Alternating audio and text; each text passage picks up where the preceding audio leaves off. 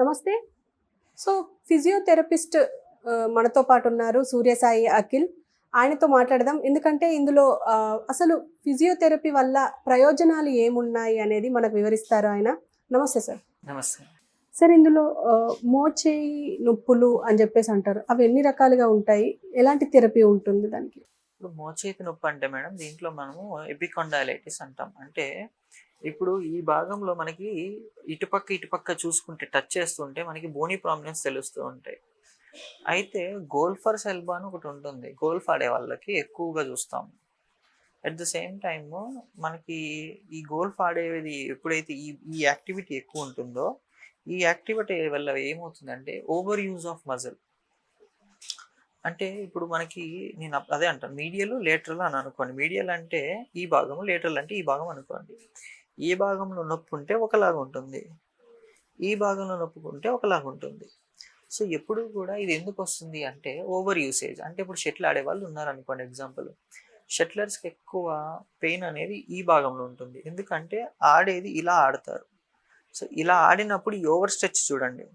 ఈ గేమే అంతా మనం కొడుతుంటాం షటిల్ తోటి కొడుతున్నాం. ఎప్పుడైతే ఈ మజిల్ మనం ఓవర్ స్ట్రెచ్ చేసి ఉంటామో ఈ భాగంలో ఎప్పుడైతే, ఎందుకంటే ఆ భాగంలోనే మజిల్ వెళ్ళి ఇన్సర్ట్ అవుతుంది ఆ ఎముకలోకి. ఆ ఇన్సర్ట్ అయిన భాగం ఏమవుతుంది, ఇన్ఫ్లేమ్ అయిపోతుంది. ఓవర్ యూజ్ వల్ల ఇన్ఫ్లేమ్ అయిపోయి ఆ చుట్టూ అంతా కూడా నొప్పిగా ఉంటుంది. మీకు ఏ యాక్టివిటీ చేయనీయదు మిమ్మల్ని.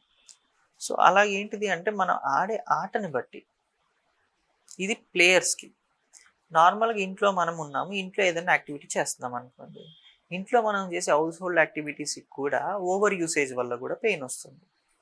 అంటే ఫర్ ఎగ్జాంపుల్ బరువులు ఎత్తే పని, అంటే అస్తమాటు మీరు పొయ్యి మీద నుంచి బరువులు తీయడము, కింద ఉన్న వస్తువులు రైస్ బ్యాగులను లేకపోతే కిచెన్ యాక్టివిటీస్ అనో మంచాలు జరపడము.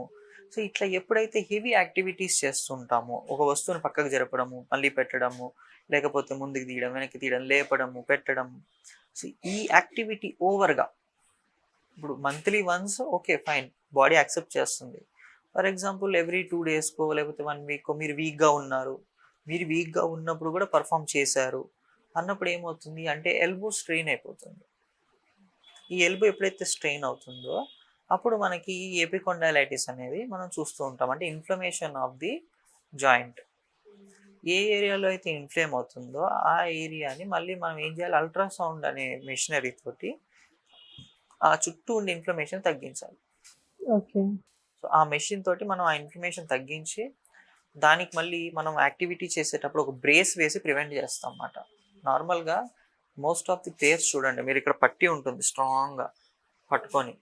ఎందుకు అంటే ఆ మజిల్స్ అనేవి ఓవర్ యూజ్ అయిపోయి ఓవర్గా స్ట్రెయిన్ అయిపోకుండా ఉండడం కోసం దాన్ని నొక్కి పెడతారు అన్నమాట.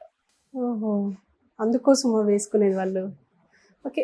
అంటే పిక్కల దగ్గర కూడా వేసుకుంటారు. మోకాళ్ళ దగ్గర. అంతేనండి, అది కూడా అంతే. అది ఎందుకు అంటే ఇప్పుడు మీరు మోకాళ్ళలో కండరాలు ఉంటాయి కదా, మోకాళ్ళ కండరాలు కూడా స్ట్రెయిన్ అయిపోతాయి.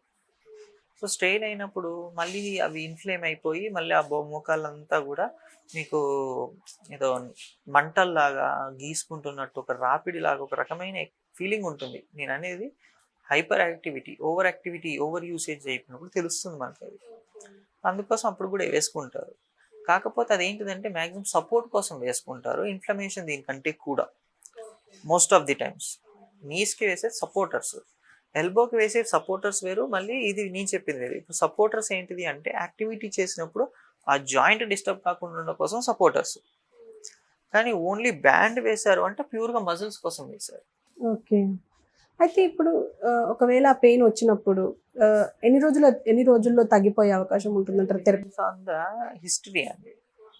ఇప్పుడు మీరు నాకు నిన్న పెయిన్ వచ్చింది, ఈరోజు నా దగ్గరికి వచ్చారు, 2-3 డేస్లో తగ్గించవచ్చు. మీకు పెయిన్ వచ్చి 1 వీక్ అవుతుంది, నా దగ్గరికి 1 వీక్ తర్వాత వచ్చారు, సేమ్ 1 వీక్, 1.5 వీక్, 2 వీక్స్ కూడా పట్టచ్చు. 2-3 మంత్స్ సఫర్ అయ్యారు పెయిన్ తోటి, మీరు అప్పుడు వచ్చారు నా దగ్గరికి, సేమ్ 2-3 మంత్స్ టైం పట్టచ్చు.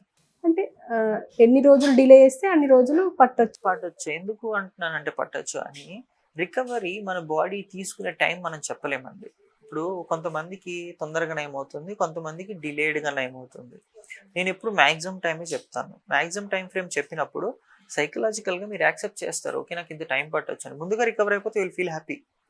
అదే ఫర్ ఎగ్జాంపుల్ నేను 1 వీక్లో తగ్గించేస్తా అని చెప్పాక అది 2 వీక్స్ కూడా తగ్గలేదు అనుకోండి, యూ విల్ ఫీల్ దట్ ఇంక తగ్గదేమో ఇది, డాక్టర్ అనవసరంగా దీని గురించి ఏదో చెప్తున్నారు, ఇది తగ్గదు ఇది నాకు అనే నెగిటివ్ థాట్స్లోకి వెళ్ళిపోతారు మీరు. సో పేషెంట్కి ఎప్పుడు కూడా మనం ఫాల్స్ హోప్ ఇవ్వకూడదు, ఒక పాజిటివ్ హోప్ లాగా చెప్పాలి.